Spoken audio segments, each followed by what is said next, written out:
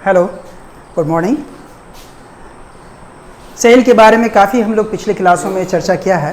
We have discuss lot about cell in earlier classes. Today we study about ER, endoplasmic reticulum in cell, endoplasmic reticulum.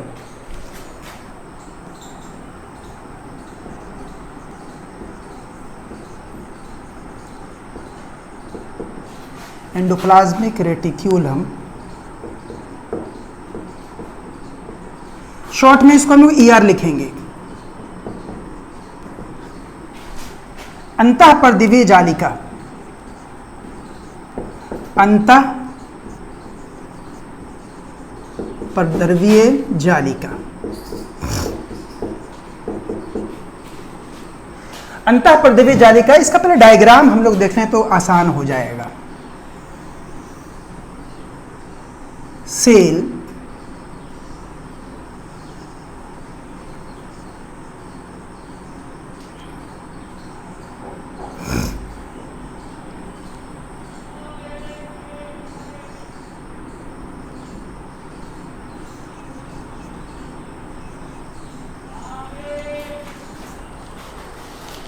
यहां पे हम लोग कोशिका देख रहे हैं। ये बाहर का सेल मेम्ब्रेन है जिसको हम लोग पिछली क्लासों में पढ़ चुके हैं। ये न्यूक्लियस है अंदर, इसको भी हम लोग पिछले क्लास में पढ़ चुके हैं। यहाँ पर एक रास्ता जैसा नजर आ रहा है, एक ऑब्लॉन्ग रूट हमको नजर आ रहा है, एक जिगजैग रूट नजर आ रहा है। ये एंडोप्लाज्मिक रेटिकुलम है। कई बार एंडोप्लाज्मिक रेटिकुलम डायरेक्ट न्यूक्लियस और सेल मेम्ब्रेन के बीच जुड़ा होता है, कई बार एंडोप्लाज्मिक रेटिकुलम अलग अलग भी होता है। ये है एंडोप्लाज्मिक रेटिकुलम। ये दो तरह का होता है। एक एंडोप्लाज्मिक रेटिकुलम जो होता है और रफ एंडोप्लाज्मिक रेटिकुलम होता है RER, और एक एंडोप्लाज्मिक रेटिकुलम जो होता है वो स्मूथ होता है SER। कुछ एंडोप्लाज्मिक रेटिकुलम ऐसा है जिसके ऊपर छोटे छोटे पार्टिकल्स नजर आते हैं, ये हो जाएगा RER। अब कुछ ऐसा होता है जो बिल्कुल स्मूथ होता है, इसको हम लोग कहते हैं SER, साउथ एंडोप्लाज्मिक रेटिकुलम। तो ये क्या है? तो एंडोप्लाज्मिक रेटिकुलम जो है एक लार्ज नेटवर्क है of membrane bound tubes.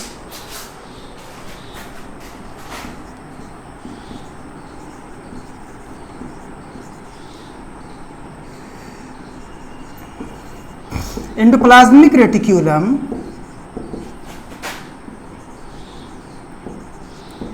is a large network are bonded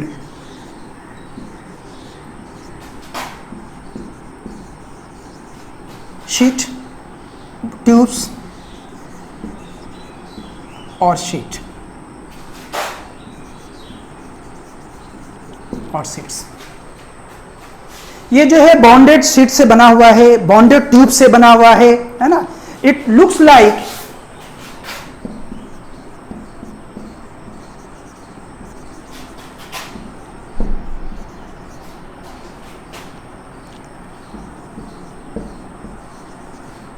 round और ऑब्लॉन्ग बैग्स।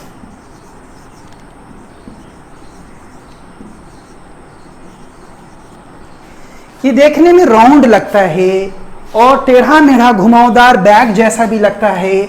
तो एंडोप्लाज्मिक रेटिकुलम क्या है? तो एक लार्ज नेटवर्क है, एक लार्ज नेटवर्क है, नेटवर्क आर बॉन्डेड ट्यूब्स और शीट्स। इसके अंदर बहुत सारे ट्यूब्स होते हैं, बहुत सारे शीट्स होते हैं जिससे मिलकर बना हुआ है। कॉमनली ये न्यूक्लियस से भी जुड़ा होता है और एंडोप्लाज्मिक रेटिकुलम से भी जुड़ा होता है।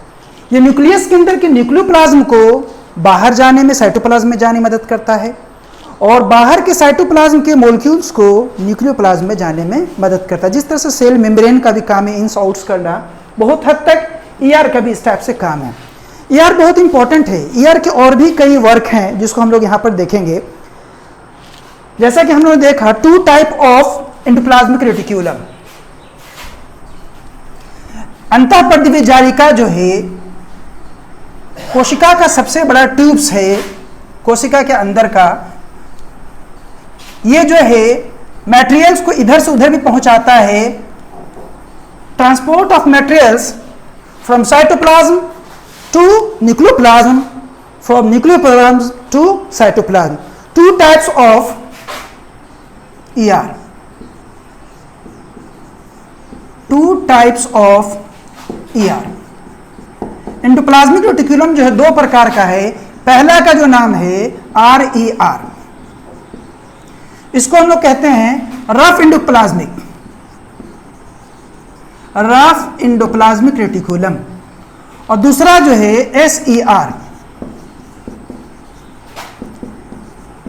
Smooth endoplasmic reticulum.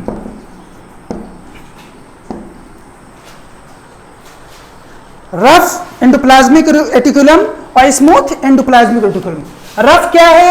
ऐसे ER, ऐसा एंडोप्लाज्मिक रेटिकुलम जिसके ऊपर कुछ पार्टिकल्स अटैच होता है, सम पार्टिकल्स अटैच, इसके ऊपर some particles attached on its surface, इसके सरफेस के ऊपर कुछ पार्टिकल्स होता है जिसे हम लोग राइबोसोम कहते हैं, नॉन एज राइबोसोम।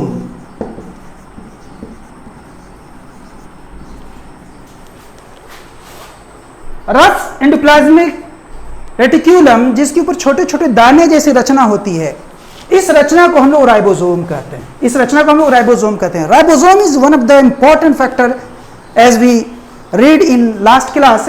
राइबोसोम जो है, राइबोसोम मैन्युफैक्चर्स प्रोटीन्स। कोशिका के अंदर जो प्रोटीन पैदा होता है वो कौन पैदा करता है? तो राइबोसोम। अब राइबोसोम के रहने के लिए जगह कहाँ है? तो राइबोसोम आमतौर पे कहाँ पे रहता है? तो एंडोप्लाज्मिक रेटिकुलम के ऊपर भी होता है, RER के ऊपर होता है। न्यूक्लियस के अंदर भी राइबोसोम पाया जाता है। लेकिन राइबोसोम का काम क्या है? इसका वर्क आप जानते हैं। राइबोसोम मैन्युफैक्चर्स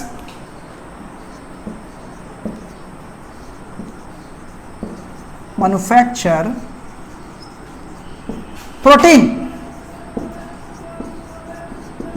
बहुत इंपॉर्टेंट वर्क हो गया ये, इसका एक फंक्शन हो गया।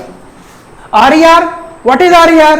तो some particles attach on its surface, इसको हम लोग कहते हैं रफ एंडोप्लाज्मिक रेटिकुलम। इसका काम क्या है? तो इसके ऊपर जो सरफेस पे पार्टिकल्स पाए जाते हैं क्या कहते हैं? Known as ribosome. और राइबोसोम का काम क्या है? इसका काम है प्रोटीन को मैन्युफैक्चर करना। तो हम लोग RER के बारे में जान चुके हैं। अब हम लोग SER के बारे में डिस्कशन करेंगे।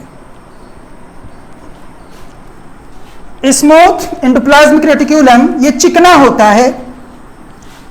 इसका काम क्या है? SER helps manufacture. SER बिल्कुल चिकना होता है, अंदर का हिस्सा जिस पे कोई पार्टिकल्स नहीं हो, no particles attach on its surface, is smooth endoplasmic reticulum. इसका एक वर्क है, SER helps in manufacture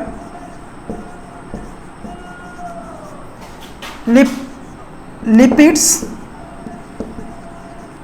and fat molecules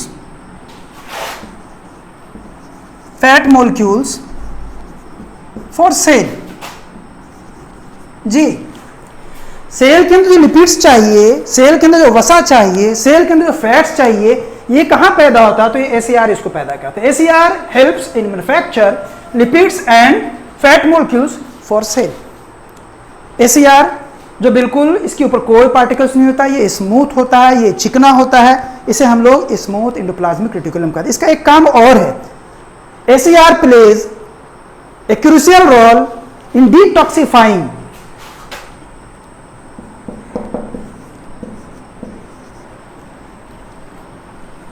SER plays a crucial role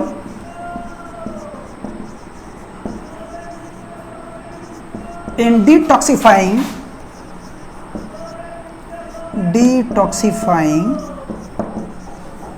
poison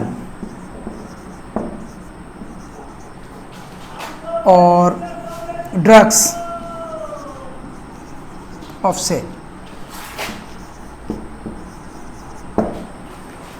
ACR का एक काम यह भी है कि कोशिका के अंदर कहीं भी कोई जहरीली चीज है, विष वाली चीज है, उसको ये जो है डिटॉक्सिफाइंग करता है, इसके जहर के असर को खत्म करता है, इसके विष के असर को खत्म करता है। ये स्मूथ एंडोप्लाज्मिक रेटिकुलम का एक बहुत इंपॉर्टेंट रोल है। Smooth endoplasmic reticulum plays a crucial role in detoxifying poison और ड्रग्स ऑफ सेल। ये हमने लगभग इसके बारे में एंडोप्लाज्मिक रेटिकुलम के बारे में पढ़ लिया। एंडोप्लाज्मिक रेटिकुलम क्या है? तो ये एक नेटवर्क है। इस नेटवर्क का काम, एक वर्क और इसका लिखा जा सकता है।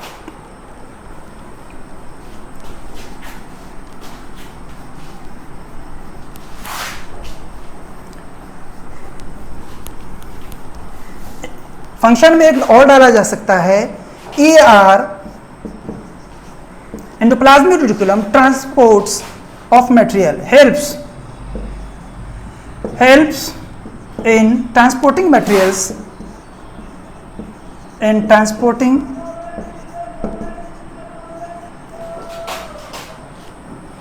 of materials from cytoplasm to nucleoplasm.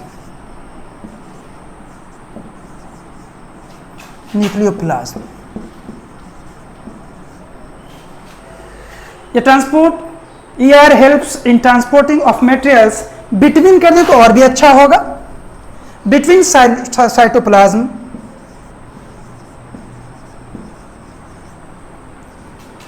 To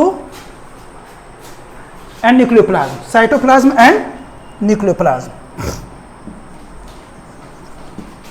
cytoplasm और न्यूक्लियोप्लाज्म के अंदर जो मटेरियल्स का आना और जाना होता है उसमें भी ER का बहुत इंपॉर्टेंट रोल है। इस तरीके से लगभग ER के बारे में जितनी बातें हमें जाननी थी लगभग हम लोग जान चुके। एक नेटवर्क है, ये दो तरह का होता है, जिसमें एक पार्टिकल्स होता है उसको रफ एंडोप्लाज्मिक रेटिकुलम कहते हैं, जो विदाउट पार्टिकल्स होता है उसको SER कहते हैं। SER का एक बहुत इंपॉर्टेंट काम है डिटॉक्सिफाइंग ऑफ पॉइजन, और इसका दूसरा काम है लिपिड्स को पैदा करना, फैट्स को पैदा करना।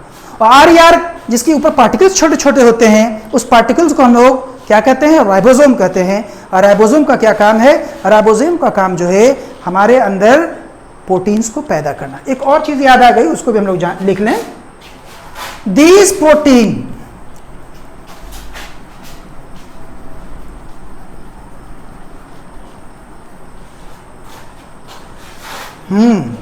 ये भी ER का इंपॉर्टेंट वर्क है। एक वर्क और भी लिख लिया जाए, these proteins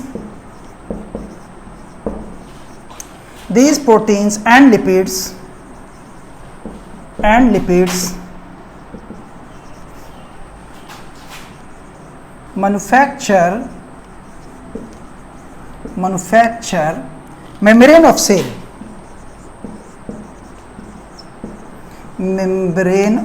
cell, is known as membrane biogenesis।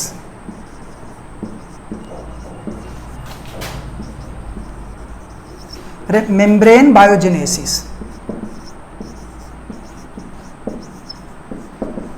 चलिए ये भी एक अच्छा पॉइंट था, जो एक ही पॉइंट बच रहा था, ये भी आ गया।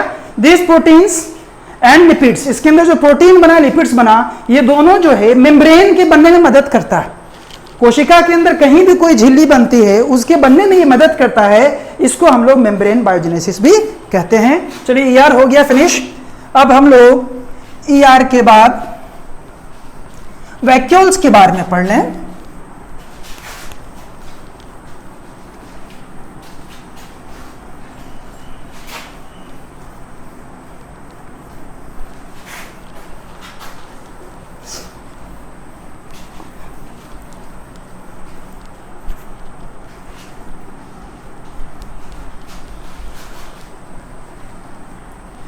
कंसेप्ट वाइज पढ़ने से नॉलेज रहेगा, याद भी करना है, समझना भी है और कंसेप्ट क्लियर रखना है। अगर कंसेप्ट क्लियर नहीं होगा तो आगे हम लोग को प्रॉब्लम होगा। अब हम लोग गोल्जी एपरेचस के बारे में पढ़ेंगे। यह भी एक ऑर्गेनेल्स है, गोल्जी एपरेचस, गोल्जी एपरेचस।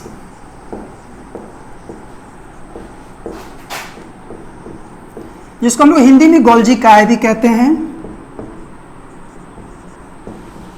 गोल्जी काय।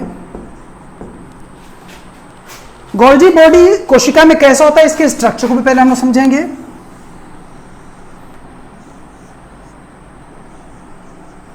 ये तो ईआर था,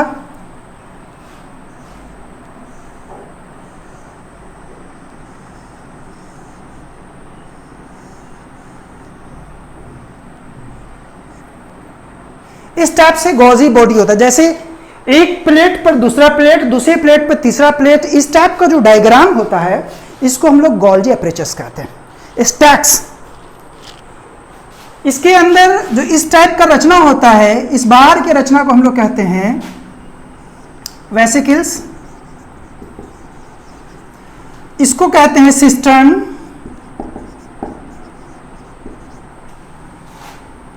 और इस सबको हम लोग एक साथ कहेंगे कलेक्टिवली गोल्जी बॉडी। गोल्जी एपरेचस भी कह सकते हैं, गोल्जी बॉडी भी कह सकते हैं, गोल्जी बॉडी। इसके अंदर सिस्टर्न्स है, इसके अंदर वेसिकल्स है, और इसके अंदर छोटा छोटा गोल गोल वैक्यूल्स भी होता है।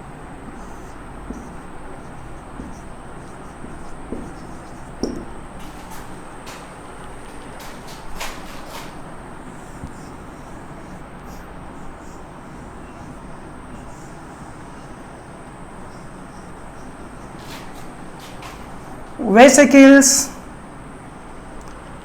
सिस्टर्न, वैक्यूल्स, तीन चीज स्पेशली गोल्जी बॉडी के अंदर होता है। इसके ऊपर का जो छोटा छोटा टुकड़ा जैसा ऊपर कुछ पार्टिकल्स जैसा जो निकले रहता है, इसे हम लोग वेसिकल्स कहते हैं। इसके अंदर प्लेट नुमा जो आकार बना होता है सिस्टर्न होता है, जिसके अंदर मटेरियल जमा होता है और इधर से उधर एक्सपोर्ट इंपोर्ट इसके अंदर किया जाता है। पैकिंग का काम इसी सिस्टर्न के अंदर होता है।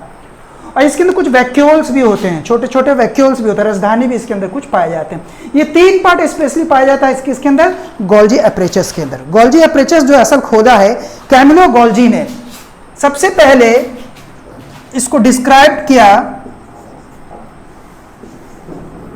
described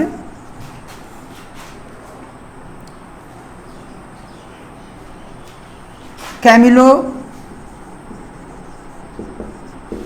Golgi।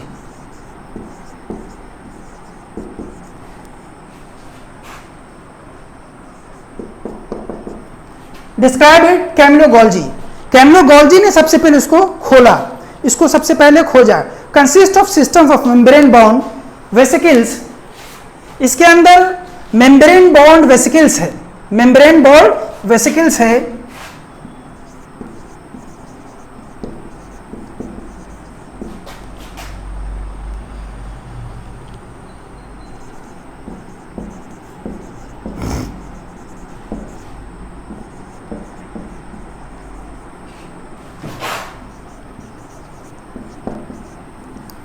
vesicles consist of system of membrane bond vesicles arranged parallel।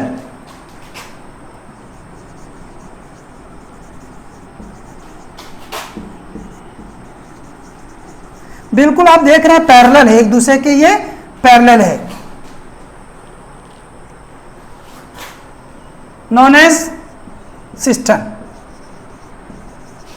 इसको हम लोग सिस्टम कहते हैं, arrange parallel known as system. ये जो हो गया ये सिस्टम हो गया। इसके काम क्या है? पैकिंग करना, कोई भी मटेरियल्स इधर से उधर पहुंचाना है तो गोल्जी बॉडी अपने अंदर उसको समाहित कर लेगा, अपने अंदर उसकी बैग में उसको डाल लेगा और इसको एक जगह से दूसरी जगह पहुंचाने का ये काम करेगा। कौन काम करेगा? तो गोल्जी बॉडी। गोल्जी बॉडी किसी भी मटेरियल को इधर से उधर करना हो, पैकिंग करना हो तो उसमें इसका बहुत important role. Its function include the storage and packing of products in vesicles. इसका काम हम लोग समझ चुके हैं कि स्टोरेज एंड पैकिंग, इसका फंक्शन जो है storage and packing of cell materials.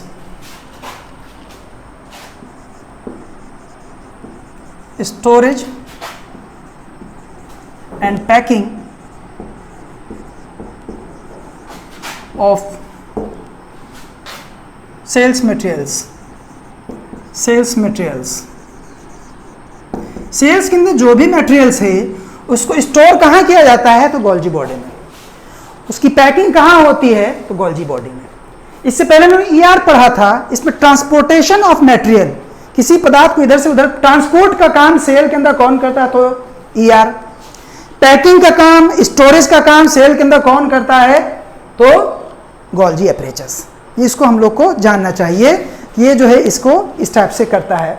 बल्कि Golgi body helps in manufacture of lysosomes. इसके मदद से ही, इसी के टुकड़े से लाइसोसोम्स बनता है।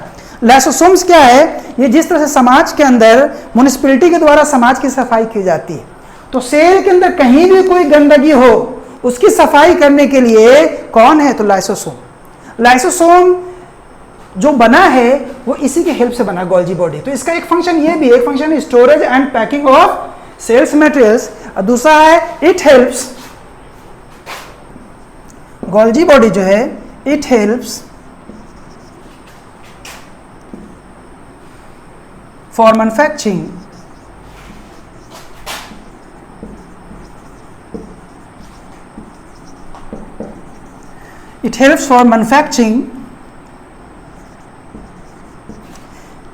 Of lysosomes. लाइसोसोम जो किसी भी कोशिका की सफाई करने में इसका बहुत इंपॉर्टेंट रोल है। लाइसोसोम्स को बनाने में भी गोल्जी बॉडी हमारी मदद करता है। तो गोल्जी बॉडी जब हम लोगों ने पढ़ा है तो साथ साथ हम लोग लाइसोसोम को भी पढ़ेंगे। लाइसोसोम के अंदर पावरफुल डाइजेस्टिव एंजाइम्स होता है। हर वो चीज जो वेस्ट मटेरियल है सेल के अंदर, उसको लाइसोसोम क्या करता है? पचा देता है। उसको लाइसोसोम गला देता है और गला के कोशिका से बाहर कर देता है, out from cells after digesting. उसके अंदर बहुत मजबूत डाइजेस्टिंग एंजाइम्स होता है जिसके मदद से कोशिका की सफाई लाइसोसोम करता रहता है। और ये लाइसोसोम बना किससे? तो गोल्जी बॉडी के हेल्प से लाइसोसोम बना।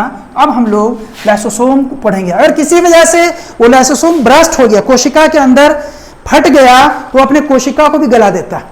इसीलिए इसको आत्मघाती थैला भी कहते हैं, सुसाइडल बैग्स भी कहते हैं। लाइसोसोम जो है जब कभी कभी अगर ये ब्रस्ट कर जाता है, ब्रस्ट करने के बाद जिस कोशिका के अंदर था उसी को वो डैमेज कर देता है, इसलिए उसको हम सुसाइडल बैग भी कहते हैं। Lysosomes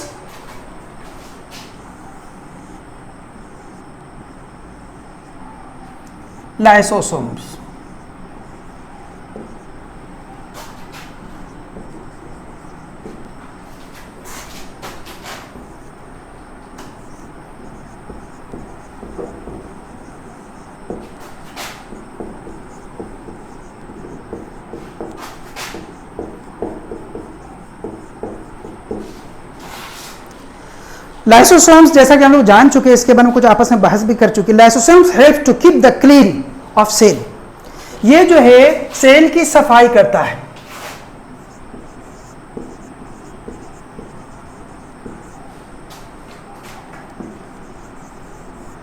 helps to keep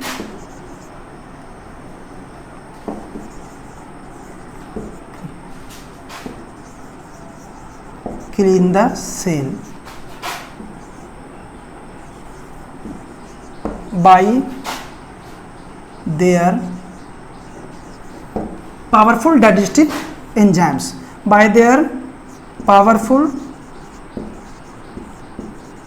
digestive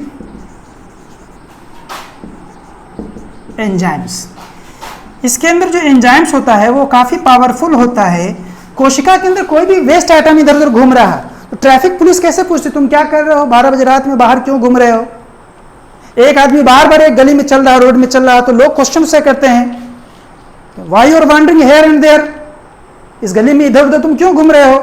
same such like traffic police जैसा लाइसोसोम जो है कोशिका के अंदर कोई भी वेस्ट आइटम्स इधर से उधर मूव करते रहता है जिसका कोई ज़रूरत नहीं है, नो नीड फॉर सेल।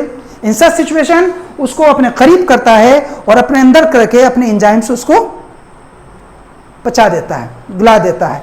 तो इसका काम क्या है? सेल को साफ करते रहना। Lysosomes helps to keep clean the cell by their powerful digestive enzymes. कोई भी waste item, any waste item in lysosomes इधर उधर घूम रहा है तो उसको ये क्या करता है? साफ कर देता है। Are a kind of waste disposal system.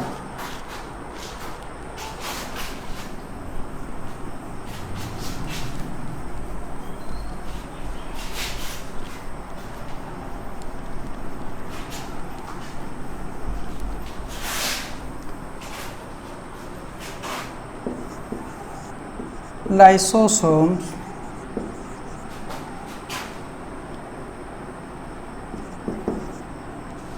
is a kind of waste disposal system.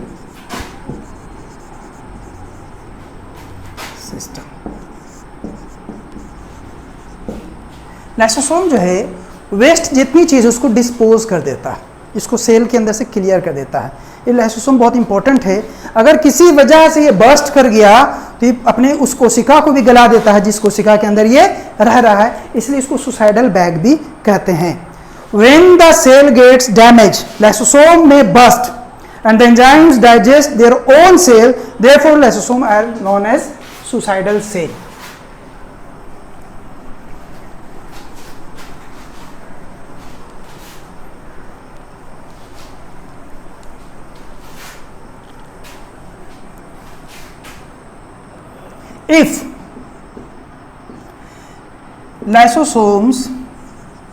If lysosomes burst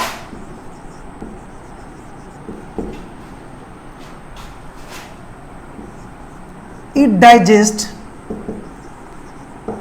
itself, ये खुद को ही गला देता है itself. If lysosome bursts, it digests itself cell. So we can say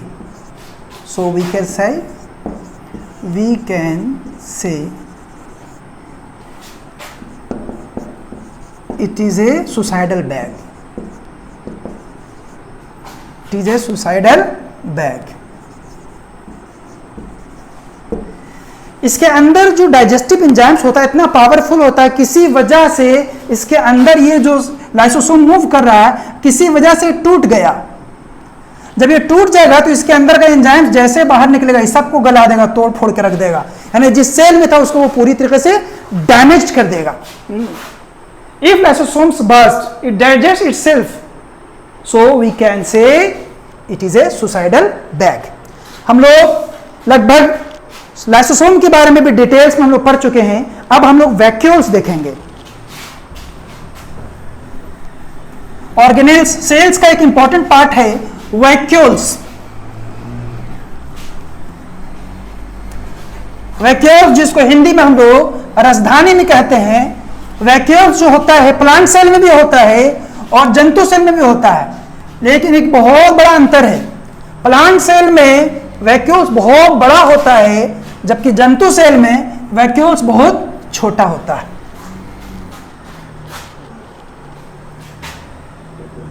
vacuoles जिसे हम लोग हिंदी में राजधानी भी कहते हैं। राजधानी सपोज कर लीजिए ये प्लांट सेल है, ये एनिमल सेल है, ये प्लांट सेल है।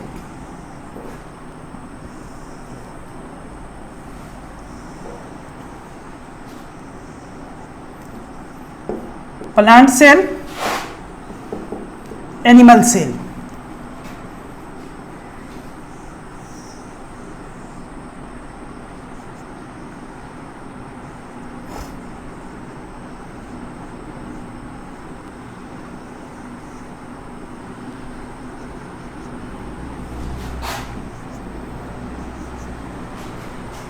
ये प्लांट सेल है, इसका वैक्यूल्स आप देख सकते हैं, देखने में बहुत बड़ा लग रहा है। कई बार 50%, 60%, 90% एरिया तक को ये अकेले कवर कर लेता है। 50 to 90% एरिया को अकेले कवर कर सकता है, 50 to 90%। लेकिन जंतु सेल में ये जो होता है बहुत छोटा होता है, वैक्यूल्स, वैक्यूल्स। यहां वैक्यूल्स जो है बहुत छोटा है, एनिमल सेल के अंदर बहुत बड़ा है। एनिमल सेल में ये बहुत छोटा होता है, प्लांट सेल में बहुत बड़ा होता है। एक अंतर तो ये भी है। और वैक्यूल्स के अंदर बहुत सारे एमिनो एसिड्स होते हैं, शुगर होते हैं, प्रोटीन्स होते हैं। इसके अंदर वैक्यूल्स के अंदर एमिनो एसिड्स होते हैं, शुगर्स होते हैं, प्रोटीन्स होते हैं। इस तरह की बहुत सारी चीजें वैक्यूल्स के अंदर होती है। प्लांट सेल के अंदर ये बड़ा क्यों होता है? तो प्लांट बहुत बड़ा होता है और ह्यूमन छोटा होता है। पौधे बड़े होते हैं और ह्यूमन एनिमल छोटे होते हैं। तो इतना बड़ा जो पौधा बना, इतनी बड़ी जो प्लांट बनी, ट्री बनी, इसके बनने में वैक्यूल्स का बहुत इंपॉर्टेंट रोल है। आप देखते होंगे कि 5 साल में एक जानवर जितना बड़ा होता है, एक ह्यूमन जितना बड़ा होता है, उससे कई गुना ज्यादा बड़ा कौन हो जाता है? प्लांट। उसकी वजह क्या है? What is behind it? तो वैक्यूल्स बिहाइंड इट। उसकी कोशिका को बड़ा करने में कौन हेल्प करता है? वैक्यूल्स। यानी ज्यादा पानी का कंजम्पशन कहाँ है? प्लांट के अंदर। इसके अंदर कुछ नहीं, वाटर रहता है, मिनरल्स रहता है, आपका एमिनो एसिड्स रहता है, शुगर्स रहता है, प्रोटीन्स रहता है। और इसके बड़ापन पर प्लांट की टर्जिटी और रिजिडिटी डिपेंड करती है। इट्स टर्जिटी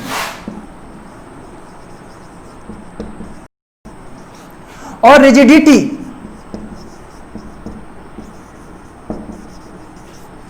इसकी टाइटनेस, इसकी स्ट्रांगनेस और इसका लंबाई होना, इसका फूलना, इसका चौड़ा होना, ये दोनों टर्जिडिटी और रिजिडिटी जो है किस पे डिपेंड करता है? वैक्यूल्स पर। तो इनको लोग को जानना चाहिए कि वैक्यूल्स प्लांट सेल में बड़ा होता है, एनिमल सेल में छोटा होता है।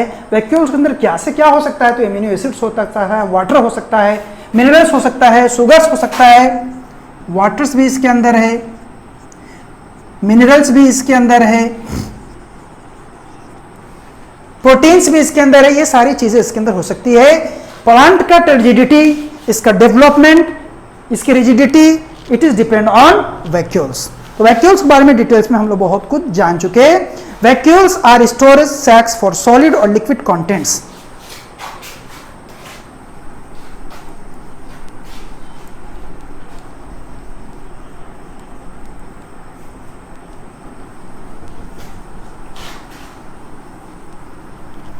Vacuoles are storage sacs.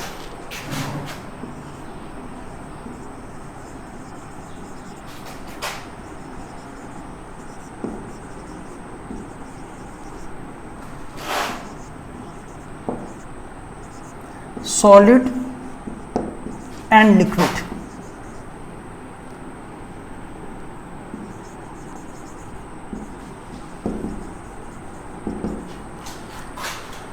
And liquid contents.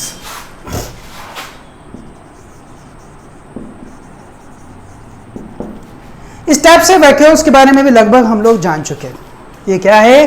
तो सॉलिड और लिक्विड कंटेंट्स का स्टोरेज इसके अंदर ये रहता है। अब हम लोग बहुत इंटरेस्टेड टॉपिक पे अपने इस चैप्टर को खत्म करने जा रहे हैं। सेल्स चैप्टर हम लोग खत्म होगा, एक हिस्सा और इसका बच रहा प्लास्टिड्स, इसके बारे में हम लोग चर्चा कर लें और इस चैप्टर का एक अच्छा एंड हम लोग दें। उम्मीद है कि जितने ऑर्गेनेल्स पे, न्यूक्लियस पे, सेल मेम्ब्रेन पे, सेल वॉल पे और सेल्स पे जो हम लोग डिस्कशन किया है, अगर हमारे बच्चे, हमारे स्टूडेंट्स इसको सही से देख लें और इसके पॉइंट्स को नोट कर लें और आपस में डिस्कशन करें और उसको पढ़ें और लिखें, एक दूसरे में डिस्कशन करें, तो सेल्स का शायद कोई ऐसा क्वेश्चन किसी भी पोर्शन का बच्चों का नहीं छूटेगा। अब हम लोग लवक के बारे में पढ़ने जा रहे हैं, प्लास्टिड्स।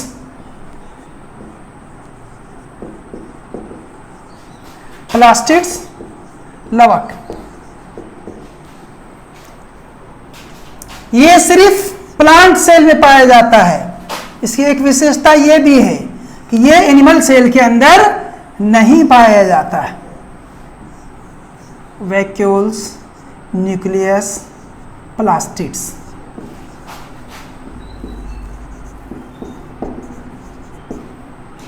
सबसे पहले उसके बारे में ये लिख लें, इट प्रेजेंट्स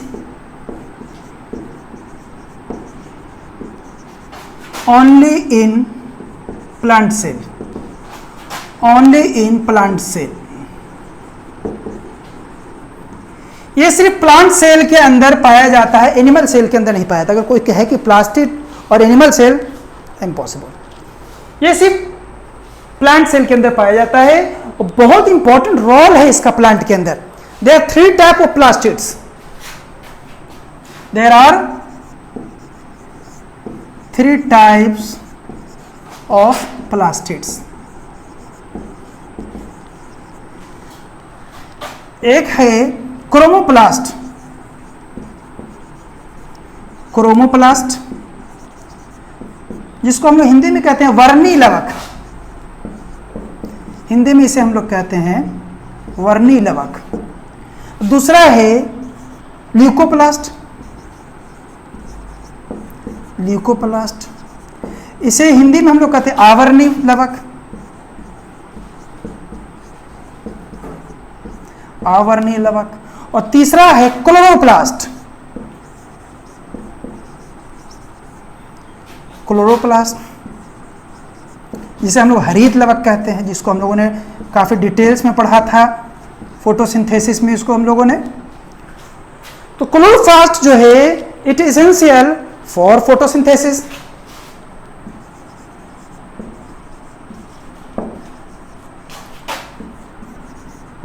फॉर फोटोसिंथेसिस, जैसा कि हम लोग जानते हैं कि प्रकाश संश्लेषण के लिए क्लोरोफिल बिल्कुल जरूरी है, विदाउट इट फोटोसिंथेसिस नहीं हो सकता।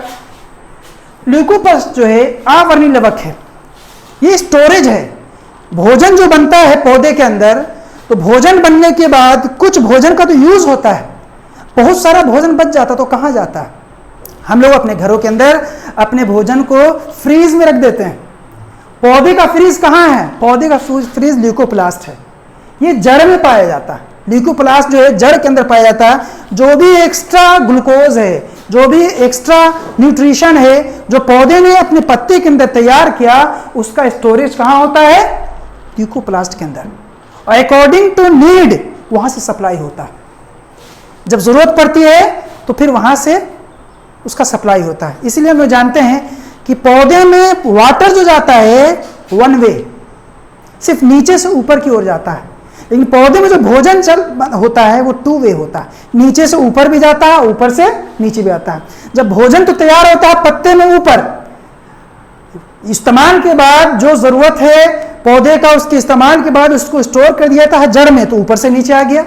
फिर जब पत्ते को, फल को, फूल को जरूरत पड़ी तो फिर नीचे से ऊपर जाता, 2 वे, नीचे से ऊपर या ऊपर से नीचे। तो फ्लोएम के द्वारा जो भोजन ऊपर और नीचे होता है ये 2 वे होता है। लेकिन उस वक्त में भोजन का स्टोरेज कहाँ होता है? ल्यूकोप्लास्ट। स्टोरेज ऑफ फूड, ये क्या है? Store of food. फूड का स्टोर है, ये कहाँ होता है? तो जड़ के अंदर पाया, तो रूट के अंदर ये पाया जाता है। ये रूट के अंदर ल्यूकोप्लास्ट आमतौर पे होता है, जहां पर ये भोजन जो एक्स्ट्रा भोजन है उसको ये chromoplast, very interested thing here, chromoplast वर्णी लवक। पौधे के अंदर जो फल होता है, जो फूल होता है, जो पत्ते होते हैं, उसकी जो खूबसूरती होती है, उसके अंदर जो रंग होता है वो क्रोमोप्लास्ट देता है।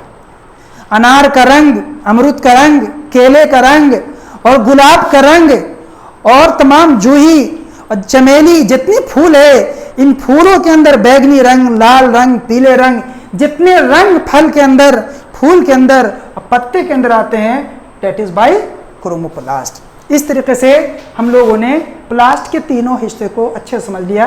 There are 3 type of प्लास्ट। एक है क्रोमोप्लास्ट जो फल फूल को रंग देता है, और ल्यूकोप्लास्ट जो स्टोर ऑफ फूड है, रूट में आमतौर पे है, और क्लोरोप्लास्ट ये जो है एसेंशियल फॉर फोटोसिंथेसिस। इस तरीके से हम लोगों ने सेल्स को जाना, और सेल्स मेम्ब्रेन, सेल्स वॉल को जाना, न्यूक्लियस को जाना, न्यूक्लियोप्लाज्म को जाना, न्यूक्लियोलस को जाना।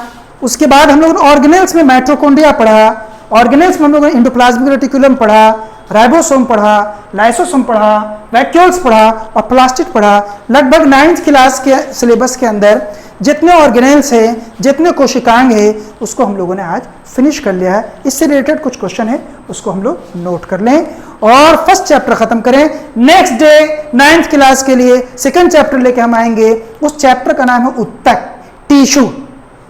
कोशिकाओं के ग्रुप को, the group of cells is called tissue. बहुत सारी कोशिका मिलकर उत्तक बनाती है, अब बहुत सारा उत्तक मिलकर अंग बनाता है, अब बहुत सारा अंग मिलकर एक अंग सिस्टम बनाता है, अब बहुत सारा ऑर्गेनिक सिस्टम मिलकर एक ह्यूमन बनाता है, एक लिविंग्स बनाता है, एक ऑर्गेनिज्म बनाता है। इसके बारे में हम लोग आइंदा चर्चा करेंगे। आज के चैप्टर से रिलेटेड कुछ क्वेश्चन आप नोट कर लीजिए।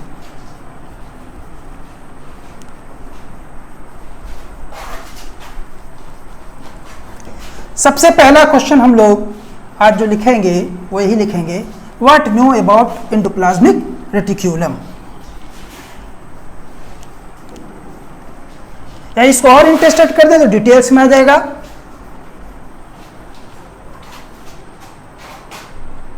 चलिए, what you know about ER। ER माने आपको पता है endoplasmic reticulum, how many types it's and it's type, short में कर दीजिए ER and it's type.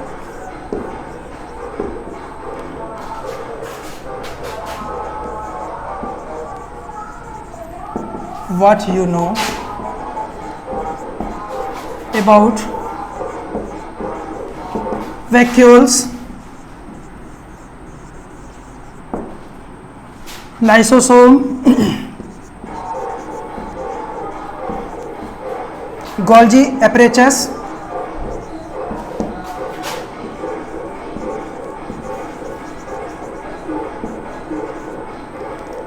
vacuoles and plastids।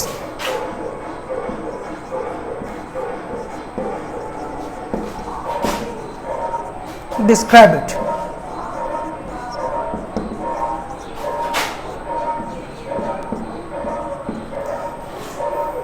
ये सारे क्वेश्चंस करेंगे ऑटोमेटिक, आपने जितना पढ़ा है सब क्लियर हो जाएगा। एक बायोलॉजिकल फंडा के साथ मैं अपनी क्लास को खत्म कर रहा हूं। आज के डेट में एक बहुत बड़ा प्रॉब्लम है टॉन्सिल। जब टॉन्सिल किसी को होता है तो हैवी पावर का उसको एंटीबायोटिक दिया जाता है और बहुत सारी दवा दी जाती है, ऐसी दवा जिसकी वजह से बॉडी का बहुत सारा सिस्टम अफेक्टेड होता है। 15 days, 20 days, more than 20 days we can use such type drugs in tonsillitis। जबकि टॉन्सिल का एक बहुत इजी उपाय है बायो के अंदर। किसी तरह का भी हल्दी का पाउडर, टर्मिक, जो हम लोग हल्दी यूज करते हैं खाने में, सब्जी में, उसके पाउडर को अपनी उंगलियों को भिंगाएं, इस उंगली को भिंगाएं, भिंगाने के बाद उस पाउडर में डुबाएं और जब इसमें वो लग जाए डस्ट, तो डस्ट को गले के ऊपर फेर लें, फिर लगाएं। 2-3 बार ऐसा करें, सुबह, दोपहर, शाम, 3 बार ऐसा करें। 15 से 15 साल पुराना, 20 से 20 साल पुराना टॉन्सिल जो है 1 हफ्ते के अंदर गायब हो जाएगा, बगैर किसी ड्रग्स के, बगैर किसी दवा के। हल्दी को उंगली भिंगाएं और भिंगाने के बाद डस्ट में सटाएं और उसको अपने गले के ऊपर सुबह, दोपहर, शाम 3 बार लगाएं। 4 से 5 दिन में आपका टॉन्सिल हमेशा के लिए खत्म हो जाएगा और आपको अच्छी सेहत मिल जाएगी। Okay, have a good day, thanks.